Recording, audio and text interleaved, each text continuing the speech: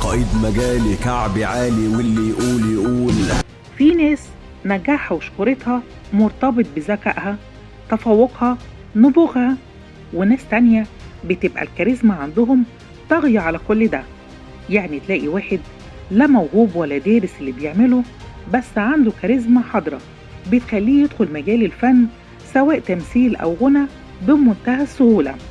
وناس تانية تحس إن ربنا مسلط عليهم شيطانهم، زي محمد رمضان كده.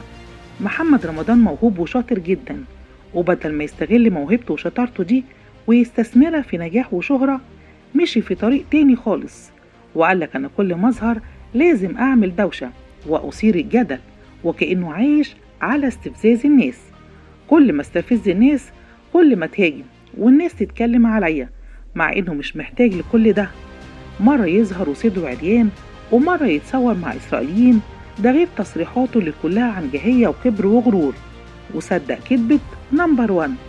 من كام يوم كان محمد رمضان حفل في الرياض، ودخل الحفل بقناع على وشه على شكل جمجمة، وبدأ يرقص بحركات غريبة، والناس قالت ده عايز يقلد مايكل جاكسون، وناس قالت ما شفناش أسخف من كده، ده غير حركات إيده واللي الناس علقت عليها وقالت دي حركات ورموز ماسونية، لدرجة إن حد من المتابعين علق وقال خسرت الاسم فيك، ده انت لا تنفع محمد ولا رمضان.